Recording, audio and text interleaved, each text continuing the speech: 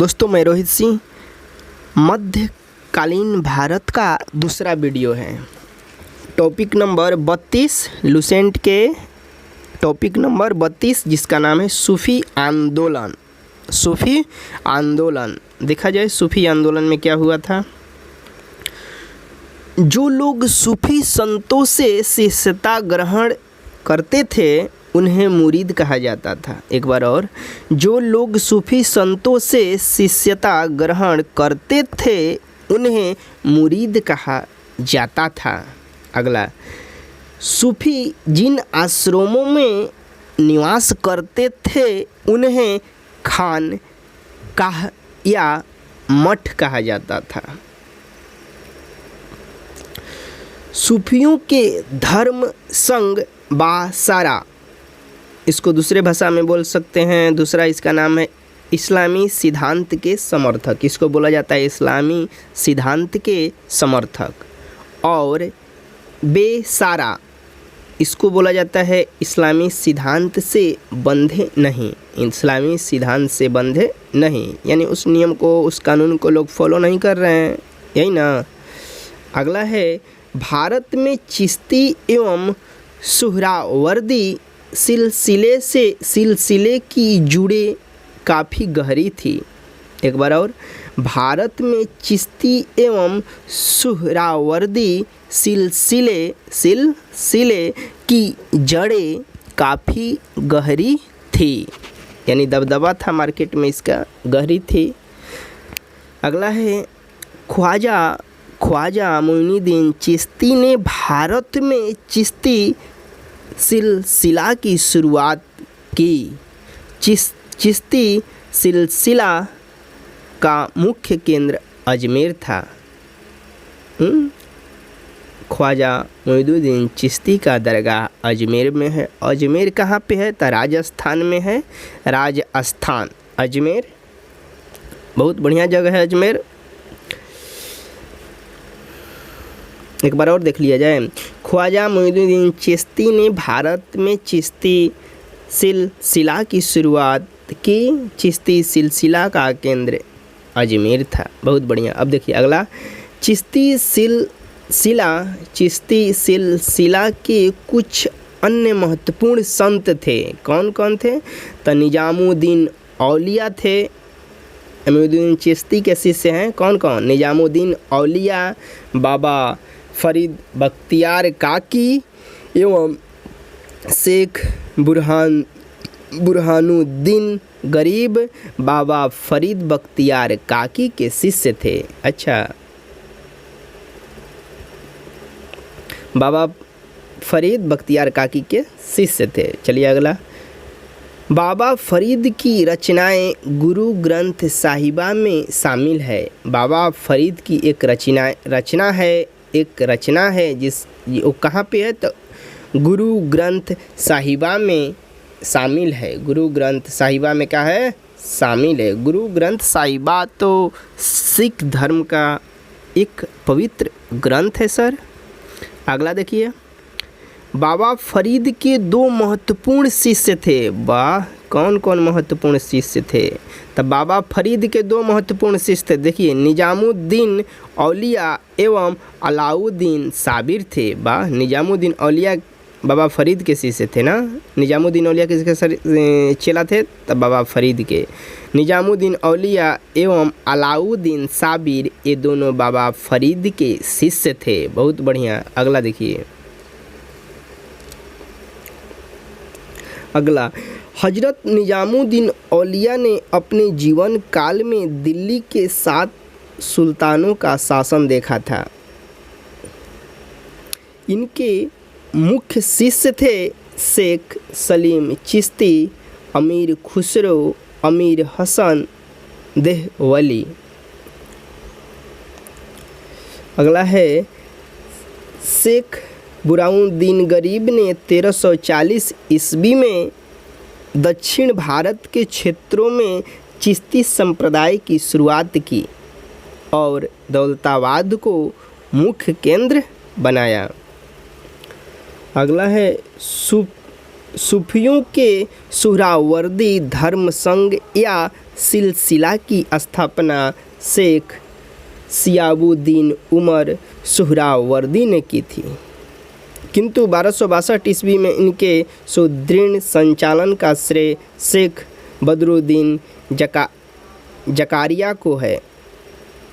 इन्होंने सिंध एवं मुल्तान को मुख्य केंद्र बनाया। इन्होंने सिंध एवं मुल्तान को मुख्य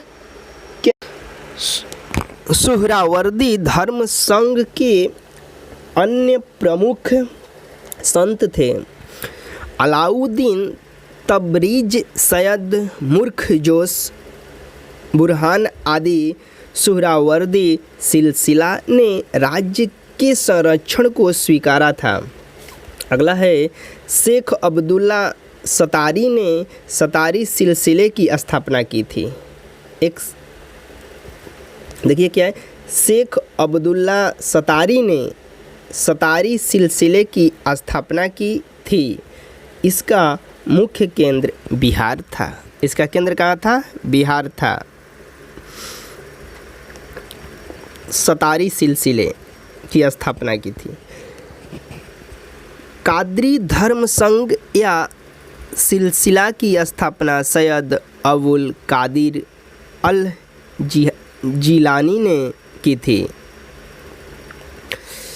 भारत में इस सिलसिले के प्रवर्तक मोहम्मद गौस थे। इस सिलसिले के अनुयायी गाने बजाने के विरोधी थे। गाने बजाने के जो अनुयायी लोग होते थे विरोध करते थे। इनको गाना बजाना से मतलब नहीं था। ये लोग शिया मत के विरुद्ध थे। ये लोग शिया मत के विरुद्ध थे।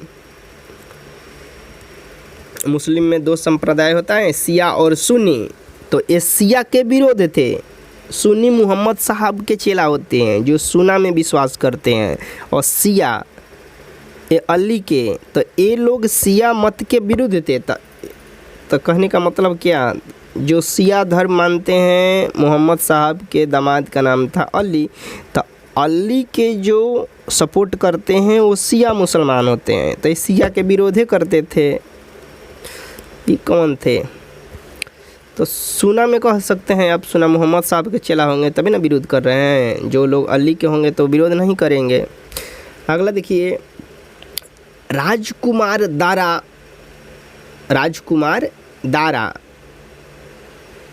मतलब शाहजहां का ज्येष्ठ पुत्र का नाम था। राजकुमार दारा शाहजहां का ज्येष्ठ पुत्र, कादिरी सिलसिले के मूल शाह का शिष्य था। नक्शबंदी धर्म संघ या सिलसिला की स्थापना ख्वाजा उबैदुल्लाह ने की थी। ख्वाजा उबैदुल्लाह ने की थी। भारत में इस सिलसिला की स्थापना ख्वाजा बाकी बिल्लाह ने की थी। भारत में इसके व्यापक प्रचार का श्रेय बाकी बिल्लाह के शिष्य अकबर के समकालीन शेख अहमद सरहिंदी को था। अगला है फिरदौसी सुहरावर्दी सिलसिले की ही एक शाखा थी, जिसका कार्य क्षेत्र बिहार था। जिसका कार्य क्षेत्र कहाँ पे था? तो बिहार था। इस सिलसिले को शेख सरीउद्दीन ने लोकप्रिय बनाया।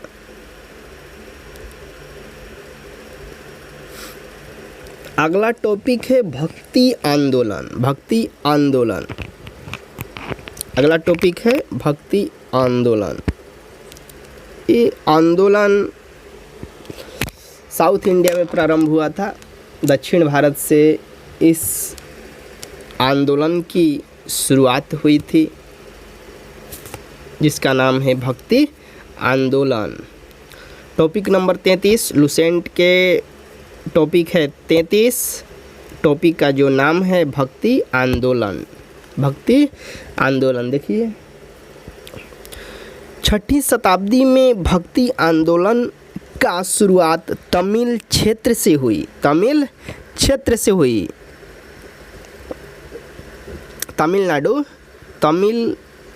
तमिलनाडु राज्य के लोग तमिल भाषा बोलते हैं। आंध्र प्रदेश वाले तेलुगु बोलते हैं। कर्नाटक वाले कन्नड़ बोलते हैं। महाराष्ट्र वाले मराठी बोलते हैं। तो ये सब राज्य में भक्ति आंदोलन शुरुआत हुआ। फर्स्ट में तो तमिलनाडु में हुआ, धीरे धीरे चारों क्षेत्र में दक्षिण से पश्चिम की ओर ये धर्म फैला। देखिए, भक्ति आंदोलन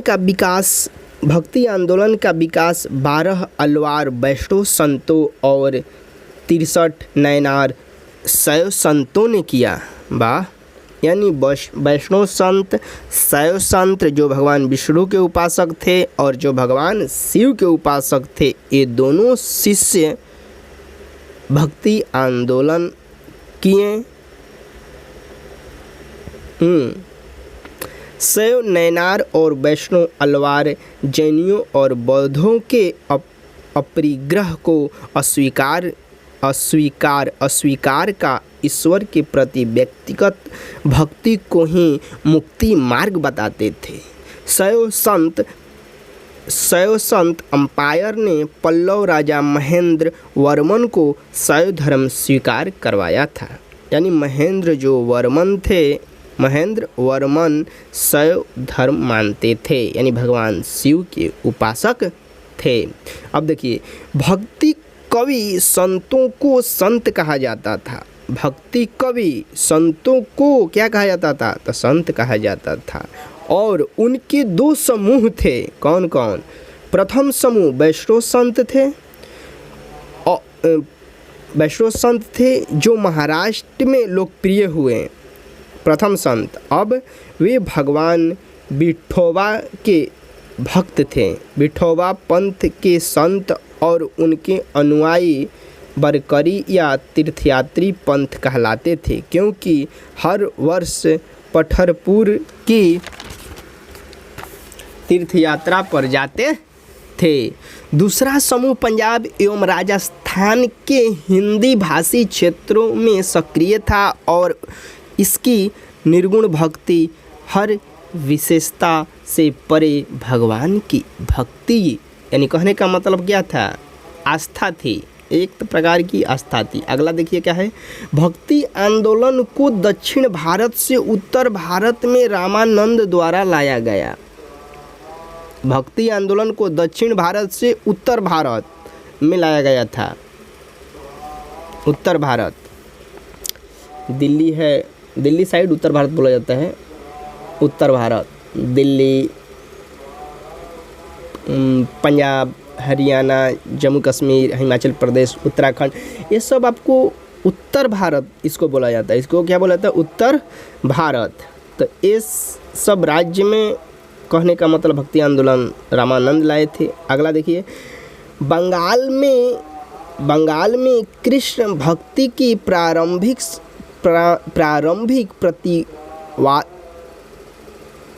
प्रतिपादकों में विद्यापति ठाकुर और चंडीदास थे। एक बार और, भक्ति आंदोलन को दक्षिण भारत से उत्तर भारत में रामानंद के द्वारा लाया गया। बहुत बढ़िया। अगला क्या है? बंगाल में कृष्ण भक्ति की प्रारंभिक प्रतिपादकों में विद्यापति ठाकुर और चंडीदास थे। अगला है चंडीदास थे। अगला है रामानंद की शिक्षा से 2 संप्रदायों का प्रादुर्भाव हुआ। पहला था सगुण, जो पुनः जन्म में विश्वास करते थे। जो पुनर्जन्म में विश्वास करते हैं उनको सगुण बोला जाता है। और निर्गुण, जो भगवान के निराकार रूप को पूजता है।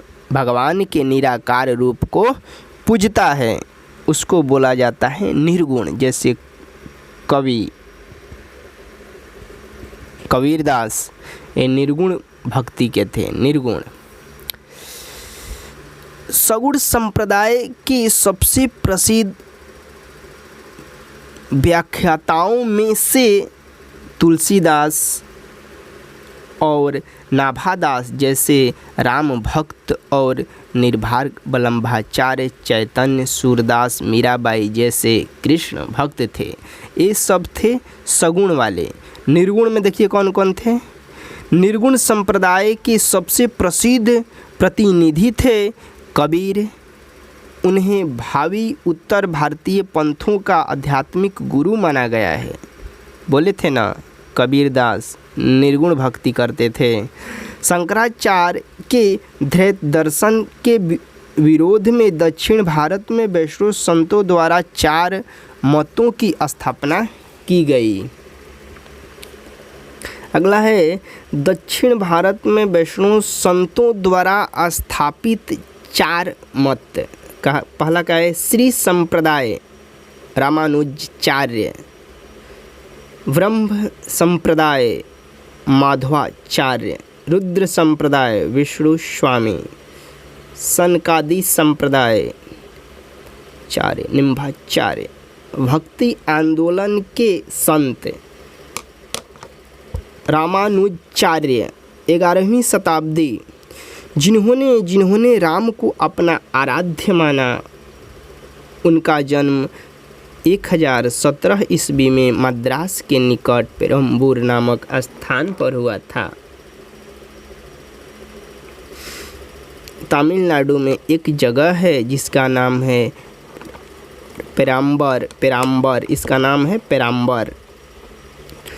1173 ईस्वी में इनकी मृत्यु हो गई। रामानुज ने वेदांत में प्रशिक्षण अपने गुरु कांचीपुरम के यादव प्रकाश से प्राप्त किया था। रामानंद सागर अगला है। रामानुजाचार्य का जीवनी था। अब रामानंद का जन्म 1299 ईस्वी में प्रयाग में हुआ था। इलाहाबाद प्रयागराज उसी को बोला जाता है। इनकी शिक्षा प्रयाग तथा वाराणसी में हुई।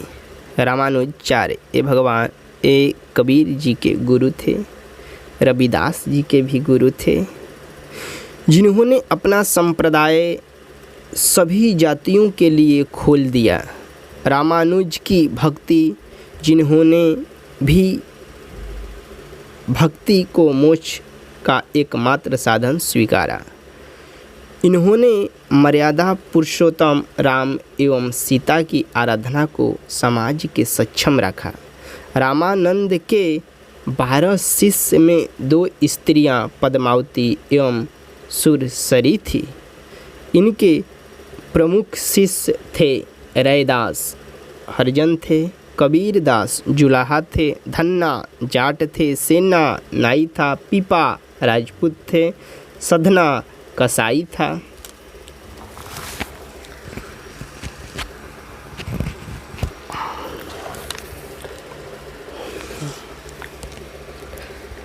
अगला है कबीरदास। देखिए कबीरदास के बारे में थोड़ा जान ले। अगला है कबीरदास। कबीर का जन्म 1440 ईस्वी में वाराणसी में एक विधवा ब्राह्मणी के गर्भ से हुआ था। इनकी माता लोक लज्जा के चलते इनको गंगा जी के किनारे रख दी थी। यही बात था।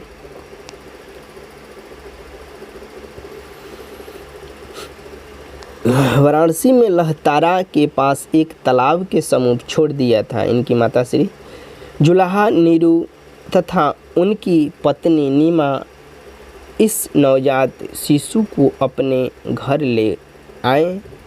इस बालक का नाम कबीर रख दिया गया, जिन्होंने राम, रहीम, अजहर, अल्लाह आदि को एक ही ईश्वर के अनेक रूप माने। जिन्होंने जाति प्रथा, धार्मिक कर्मकांड, बाह्य आडंबर, मूर्ति पूजा, जप तप, अवतारवाद आदि का घोर विरोध करते हुए एक ईश्वरवाद में आस्था व्यक्त की एवं निराकार ब्रह्म की उपासना को महत्व दिया। निर्गुण भक्ति धारा से जुड़े कबीर ऐसे प्रथम भक्त थे जिन्होंने संत होने के बाद भी पूर्णतः गृहस्थ जीवन का निर्वाह किया। इनके अनुयायी कबीर पंथी कहलाते थे।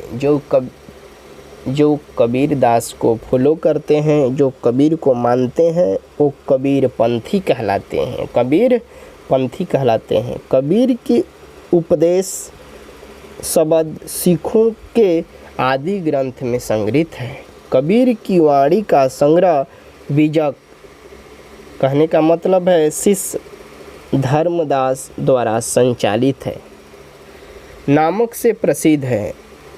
बीजक नाम से प्रसिद्ध है। बीजक में 3 भाग है, रामायणी, शब्द और साखी। इनकी भाषा को सधुकष्टी कहा गया है। इनमें ब्रज भाषा, अवधी एवं राजस्थानी भाषा के शब्द पाए जाते हैं। कबीरदास की मृत्यु 1510 ईस्वी में मगहर में हुई। कबीर सुल्तान सिकंदर लोदी के समकालीन थे। कबीर किसके समकालीन थे?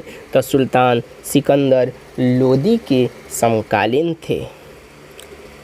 अगला है गुरु नानक का जीवनी। देखिए, गुरु नानक का जन्म 1469 ईस्वी में अविभाजित पंजाब के रावी नदी के तट पर स्थित तलवंडी नामक ग्राम में हुआ था, जो अब ननकाना साहिब के नाम से विख्यात। उनकी माता का नाम तृप्ता देवी तथा पिता का नाम कालूराम था। बटाला के मूल राज खत्री की बेटी सुलक्षणी से उनका विवाह हुआ, जिससे उन्हें 2 पुत्र हुए। उन्होंने देश का 5 बार चक्कर लगाया था।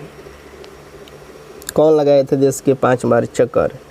तो सिख संप्रदाय के जो संस्थापक थे गुरु नानक, धरती को 5 बार चक्कर लगाए थे, जिसे उदासीस कहा जाता है। उन्होंने कीर्तनों के माध्यम से उपदेश दिए। वे काव्य रचना करते थे और रबाब के संगीत के साथ गाया करते थे। सारंगी उनका स्वामी भक्ति शिष्य मर्दाना बजाया करता था। अपने जीवन के अंतिम क्षणों में जिन्होंने रावी नदी के किनारे करतारपुर में अपना डेरा स्थापित किया, अपने जीवन काल में ही उन्होंने आध्यात्मिक आधार पर अपने मित्रों की जगह अपने शिष्य भाई लहना अंगद को अपना उत्तराधिकारी नियुक्त किया। उनकी मृत्यु 1538 ईस्वी में करतारपुर में हुई। नानक ने सिख धर्म की स्थापना की। नानक सूफी संत बाबा फरीद से प्रभावित थे। अगला है चैतन्य स्वामी। चैतन्य स्वामी के बाद थोड़ा देख लें। चैतन्य का जन्म 1486 ईस्वी में नवद्वीप बंगाल में हुआ था। बंगाल में मायापुर गांव में हुआ था। बंगाल के एक मायापुरी गांव है, मायापुर इनका गांव का नाम है, हुआ था। इनके पिता का नाम जगन्नाथ मिश्र एवं माता का नाम याची देवी था। कहने का मतलब है जाति से पंडित थे। पाठशाला में चैतन्य को निमाई पंडित या गौराग कहा जाता था। चैतन्य का वास्तविक नाम विश्वंभर था। इन्होंने गोसाई संघ की स्थापना की और साथ ही संकीर्तन प्रथा को जन्म दिया। इनके दार्शनिक सिद्धांत को अचिंत्य वेदवाद के नाम से जाना जाता है। सन्यासी बनने के बाद बंगाल छोड़कर पुरी उड़ीसा चले गए। पुरी चले गए। पुरी कहाँ है? उड़ीसा में है। जगन्नाथ मंदिर चले गए, जहाँ उन्होंने 2 दशक तक भगवान जगन्नाथ की उपासना की। इनकी मृत्यु 1533 ईस्वी में हो गई।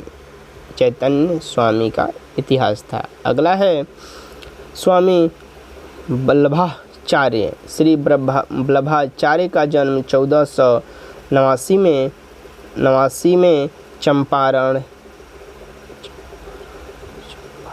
चंपारण्य वाराणसी में हुआ था।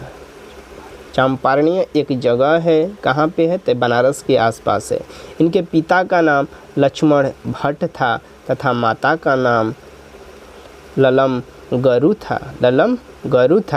इनका विवाह महालक्ष्मी के साथ हुआ। इनके दो पुत्र थे, गोपीनाथ जिनका जन्म हुआ था 1511 ईस्वी में तथा विठलनाथ, इनका जन्म हुआ था 1516 ईस्वी में। इन्होंने गंगा यमुना संगम के समीप अरैल नामक स्थान पर अपना निवास स्थान बनाया। वल्लभाचार्य ने भक्ति साधना पर विशेष जोर दिया, इन्होंने भक्ति को मोक्ष का साधन बताया। इनके भक्ति मार्ग को पुष्टि मार्ग कहते हैं। सूरदास वल्लभाचार्य के शिष्य थे। अगला है स्वामी गोस्वामी तुलसीदास के बारे में थोड़ा जान लें। गोस्वामी तुलसीदास, इनका जन्म उत्तर प्रदेश के बांदा जिले में राजापुर गांव में 1532 ईस्वी में हुआ था। इन्होंने रामचरितमानस की रचना की। इनकी मृत्यु 1623 ईस्वी में हुई थी। तुलसीदास मुगल शासक अकबर एवं मेवाड़ के शासक महाराणा प्रताप के समकालीन थे, यानी अकबर के समकालीन थे और महाराणा प्रताप के समकालीन थे स्वामी तुलसीदास। धन्ना अगला है धन्ना के बारे में। धन्ना का जन्म 1415 ईस्वी में एक जाट परिवार में हुआ था। राजपुताना से बनारस आकर रामानंद के शिष्य बन गए।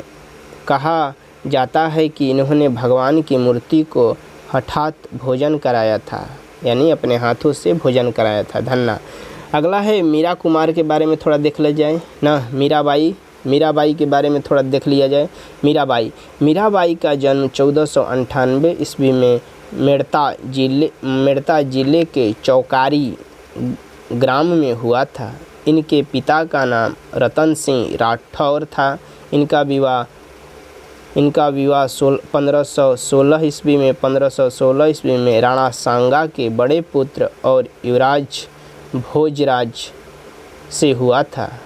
अपने पति के मृत्यु के उपरांत ये पूर्णतः धर्मपरायण जीवन व्यतीत करने लगी। इन्होंने कृष्ण की उपासना प्रेमी एवं पति के रूप में की। इनके भक्ति गीत मुख्यतः ब्रज भाषा और आंशिक रूप से राजस्थानी में लिखे गए हैं तथा इनकी कुछ कविताएं राजस्थानी में भी है। इनकी मृत्यु 1546 ईस्वी में हो गई। अगला है रैदास, यानी रविदास के बारे में थोड़ा जान लें। रविदास ये जाति से चमार थे और बनारस के रहने वाले थे। ये रामानंद के 12 शिष्यों में एक थे। इनके पिता का नाम रघु तथा माता का नाम घुरबिनिया था। ये जूता बनाकर अपना जीवन यापन चलाते थे। इन्होंने रायदासी संप्रदाय की रचना की। एक संप्रदाय की रचना किए थे जिसका नाम है रायदासी संप्रदाय की रचना की। दादू दयाल, अगला है दादू दयाल के बारे में थोड़ा जान। दादू दयाल ये कबीर के अनुयायी थे। दादू दयाल एक कबीर के अनुयायी थे। इनका जन्म 1544 ईस्वी में अहमदाबाद में हुआ था। इनका संबंध धुनिया जाति से था। सांभर में आकर इन्होंने ब्रह्म संप्रदाय की स्थापना की। अकबर ने धार्मिक चर्चा के लिए इन्हें एक बार फतेहपुर सीकरी बुलाया था। इन्होंने निपक नामक आंदोलन की शुरुआत की। इनकी मृत्यु 1603 ईस्वी में हो गई। सुंदरदास के बारे में थोड़ा जान लें। सुंदरदास दादू के शिष्य थे। सुंदरदास दादू के शिष्य थे। शंकरदेव, इन्होंने भक्ति आंदोलन का प्रचार प्रसार असम में किया। ये चैतन्य के समकालीन थे। अगला टॉपिक है मुगल संप्रदाय। अगला टॉपिक है मुगल साम्राज्य।